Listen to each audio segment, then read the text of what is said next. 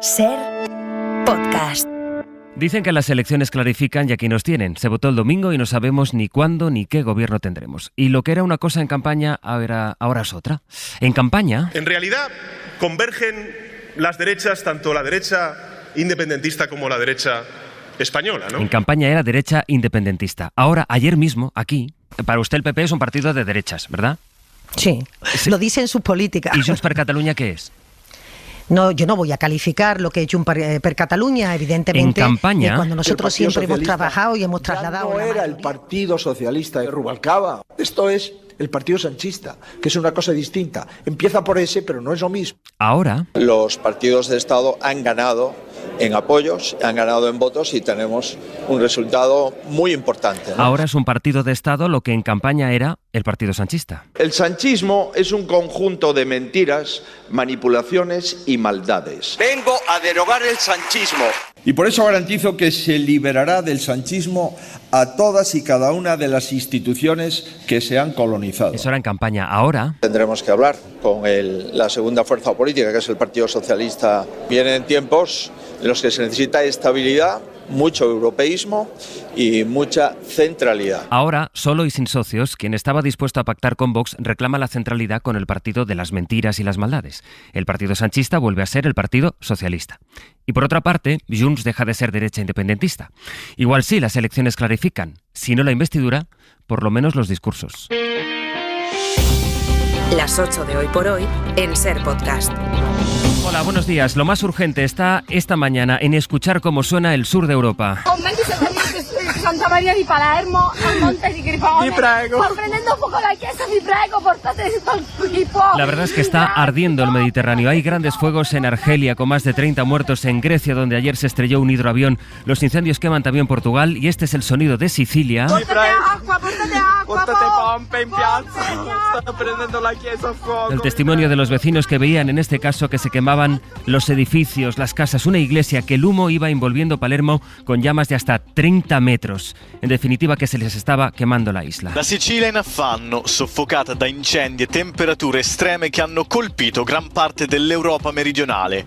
Il fumo e le fiamme di decine di incendi. Hubo cortes de agua y de electricidad mientras Sicilia llegaba a los 47 grados. Un infierno, en fin, que contrasta con la situación al norte del país, afectada por las recientes inundaciones. Corresponsal en Roma, Joan Solés. Anoche se contaban 86 incendios en Sicilia, isla de una extensión similar a la de la Comunidad Valenciana. Una pareja y una anciana han fallecido al arder sus domicilios y una cuarta persona al quedar bloqueada la ambulancia que la trasladaba a urgencias. También hubo cortes en numerosas autopistas, líneas ferroviarias y se suspendieron numerosos vuelos de salida o llegada. La situación ha puesto en evidencia la falta de recursos humanos y materiales para hacer frente a semejante infierno, desencadenándose un cruce de rudas acusaciones entre los gobiernos regional y central. La indignación es tal que grupos de sicilianos llevaron su protesta a las sedes de algunos parques de bomberos y el cuerpo de carabineros tuvo que desplegar unidades para garantizar la seguridad del personal de extinción de incendios. Hemos citado esta mañana en El Abierto a uno de los mayores expertos en España sobre la crisis climática para que nos explique cuál es la dimensión de lo que está ocurriendo en nuestros países vecinos. También aquí en Gran Canaria tenemos noticia de un incendio, aunque esta madrugada han ido mejorando las condiciones del fuego que ha quemado 200 hectáreas y que obligó ayer a desalojar a 200 vecinos por Prevención Canarias. Luis Quintana, adelante. La mejora de las condiciones climatológicas en la cumbre de la isla de Gran Canaria frena el incendio forestal declarado ayer en el municipio gran canario de Tejeda, que fue arrasado más de 280 hectáreas. El incendio no ha evolucionado apenas durante la madrugada de hoy y han sido alrededor de 150 efectivos y 9 medios aéreos los que han estado luchando contra el fuego. Vaya a actualizar el mapa general de incendios en Europa. Pues además de los focos en Italia, hasta ahora seguimos muy atentos a la situación en Grecia, donde llevan ya 10 días luchando contra decenas de incendios simultáneos. Lo peor está en la isla de Rodas, que ha visto arder el 10% de su superficie, seca por la falta de lluvias y las altas temperaturas que hoy van a llegar hasta los 46 grados en algunos puntos del Peloponeso. Las llamas afectan también a la costa de Croacia, a la de Turquía, a territorio de Eslovaquia y Portugal y por supuesto también a las orillas del norte de África. Especialmente a Túnez y sobre todo a Argelia, donde se cuentan por decenas las víctimas mortales por los fuegos de los últimos días en la región de la Kabilia. Esta mujer argelina explicaba entre sollozos cómo las llamas habían saltado sin control entre árboles hasta llegar a su vivienda, que quedó completamente arrasada. Afortunadamente, ella, su marido y sus 2 hijos pudieron huir de unas llamas que no tienen precedentes en ese país del norte de África. Estamos hablando de temperaturas de hasta 47, 48 grados. Luismi Pérez, ¿va a seguir así mucho tiempo? Pues José Luis, parece ser que no. Por suerte, también la bajada de temperatura que estamos teniendo en gran parte de España y Portugal se va a desplazar hacia el Mediterráneo. Nada que ver a partir de mañana y sobre todo ya el viernes, las temperaturas que habrá en Italia, en Grecia, en el norte de África, con las que estamos teniendo todavía hoy. Por tanto, se va ese calor extremo de gran parte del continente. Ya decimos, aquí en nuestro país hemos tenido este alivio térmico que nos trae incluso un ambiente fresco ahora mismo en cotas un poquito más elevadas. La política tiene hoy una cita y una frase. La cita va a estar en Murcia, donde el PP ha citado a Vox esta mañana para ver si, pasadas las generales ya, pueden desencallar el acuerdo que tiene a esa región sin gobierno aún. El PP se resiste a meter a la ultraderecha en el Ejecutivo regional, como ha hecho en los demás sitios donde sumaban, en casi todos, y parece que López Miras mantiene esa intención, la de dejarles fuera. Murcia, Paco Sánchez, buenos días. Buenos días. Pues sí, los del Partido Popular quieren trasladar a los de Abascal su ofrecimiento para romper el bloqueo y alcanzar un acuerdo que evite la repetición electoral. Así, el Partido Popular se abre a ceder a Vox diferentes fórmulas de representación institucional ajenas al gobierno autonómico. Una de ellas, una representación en el Senado por designación autonómica, y otra, dejarles entrar en la mesa de la Asamblea Regional. El PP murciano insiste en que será un gobierno en solitario y que Vox no entrará en el Ejecutivo autonómico ni en la estructura de las consejerías. Sobre esta cuestión, Vox asegura que solo se sentarán con el PP si es para hablar de su entrada en el gobierno, y les envían el siguiente mensaje: si quieren ir a elecciones, que lo digan y dejen de hacer perder el tiempo a la región de Murcia. Esa es la cita de hoy. Veremos qué es lo que ocurre esta misma mañana. La frase... Sin embargo, los partidos de Estado han ganado en apoyos, han ganado en votos y tenemos un resultado muy importante, ¿no? La frase es esta que escuchamos ayer a Núñez Feijóo en Santiago al decir que estas elecciones las han ganado 2 partidos de Estado. Lo que recuerda en algo a esa frase que nos dejó ayer aquí en Hoy por Hoy, la número 2 del PSOE. Al final, quien gana las elecciones es el que conforma gobierno. Y esa es la realidad de nuestro sistema parlamentario. Lo hemos visto cuando, incluso siendo la fuerza más votada, no hemos podido gobernar. Feijóo sabe que los números no le dan, pero... Mariela Rubio, buenos días. Buenos días. Pero escuchándole, parece decidido Mariela intentar una investidura, al menos por ahora. Sí, preguntado por si está dispuesto a ir a una investidura incluso si no tiene los apoyos, respondía Feijóo que es precipitado asumir que no los tendrá. Génova gana tiempo en una batalla contra la aritmética, mientras, y pese al cierre de filas escenificado por los varones, la expresidenta madrileña Esperanza Aguirre afeaba a Feijóo no haber sido capaz de atraer a los votantes de Vox. Pedía un cambio de estrategia y por primera vez agitaba la posibilidad de un relevo al frente del partido. Lo hacía en esta conversación en The Objective. Todo el que esté a la derecha del PSOE tiene que estar cómodo, pero en el PP, cómodo. Es con otro líder al frente, eso no lo puede hacer Núñez Feijóo. El futuro del centro derecha en España pasa por una mujer, Isabel Díaz Ayuso. No seré yo la que te lleve la contraria.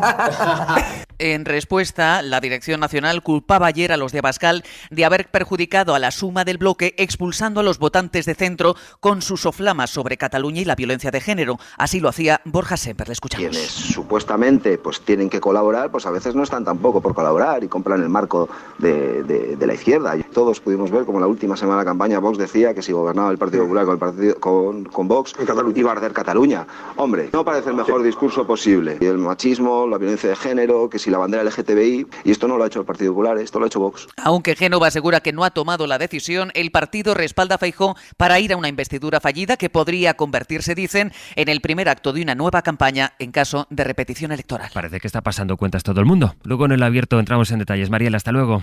Hasta luego. Hay otra cita hoy que en principio es un trámite, pero que al menos va a servir para medir cómo están los ánimos en el Congreso, porque hoy hay Diputación Permanente, que es el órgano que se reúne en periodos como este, en que las Cortes están disueltas, pero la Cámara tiene trámites que sacar adelante. Guillermo Lerma, buenos días. ¿Qué tal, Sastre? Buenos días. Ahí se va a ver que es el Congreso precisamente el primer objetivo de este tiempo en el que estamos. El primer lugar donde la izquierda tiene que ensayar, o por lo menos intentará ensayar, un acuerdo para presidir el Congreso que pueda de alguna manera prefigurar un acuerdo posterior de investidura.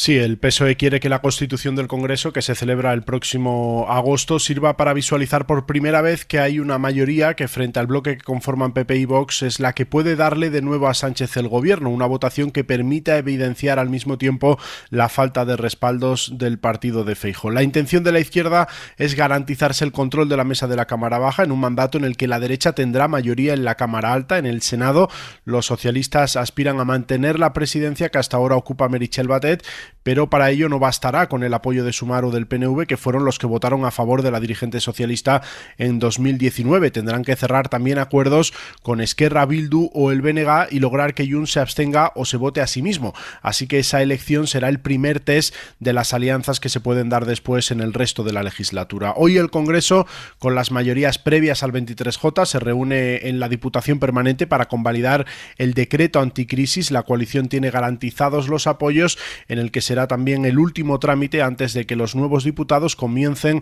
los pasos para tomar sus escaños. Gracias, Guille. Las 8 de Hoy por Hoy en Ser Podcast. Novedades económicas, les decía, la primera la acabamos de conocer, la banca sigue ganando, el Santander acaba de presentar resultados y resulta que ha registrado los mejores 6 meses de su historia. La banca de Botín dispara sus beneficios y gana 5.241 millones de euros en un semestre, es un 7% más que el año pasado. Javier Ruiz, buenos días. ¿Qué tal? Buenos días, Sastre. Sí, se disparan un 7% los beneficios semestrales del Santander. Nunca el Santander había ganado tanto dinero en 6 meses, pero hay mercados donde gana no ese 7, sino mucho más. España, fundamentalmente. Aquí los beneficios casi se multiplican por 2. No aumentan un 7, sino un 74%, para ser exactos. Casi la mitad de lo que gana el Santander lo gana aquí, en España. En Europa, el beneficio atribuido sube un 40%, baja en Estados Unidos. Dos claves, Sastre, explican lo que está pasando. Primero, los márgenes de intereses se disparan un 15%, son 20.000 millones de ingresos. La entidad dice que es el crecimiento de la actividad y la sensibilidad positiva a la subida de tipos. Traducido esto al castellano, la banca está cobrando más a quienes tienen hipotecas, pero no está pagando más a quienes tienen ahorros. Así que eso dispara un 15% el margen de intereses y un 32% el margen de intereses de la banca Santander. Segunda clave, los ingresos por comisiones aumentan un 5% para la banca Botín. Santander no gana más prestando más, apenas sube un 8% solo el crédito al consumo, pero sí dice quienes tienen dinero lo siguen utilizando para amortizar hipotecas. Además, a las 9 de la mañana vamos a conocer los datos de empleo de la EPA, la encuesta de población activa, pero de momento lo que tenemos es otro dato relevante, que en este caso no es un dato, un balance, sino una previsión, es la que hace el Fondo Monetario Internacional, que dispara la previsión de crecimiento para nuestro país y dice que España, Javier, va a crecer 3 veces más que la media de la eurozona. Sí, entra el Fondo Monetario en lo que ha sido cuestión abierta durante toda la campaña electoral. ¿Va España como un tiro o no? Y la respuesta es sí, al menos en comparación.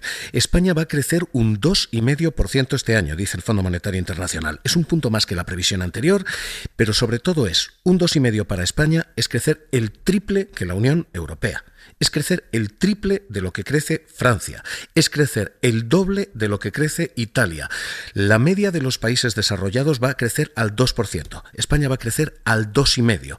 Así que lo que el Fondo Monetario dice es que la economía española, sí, va ahora mismo mucho mejor que las demás. La economía global va a crecer en torno al 3%, pese a que China se enfría, y aquí, en casa, preocupan dos cosas. Uno, la inflación.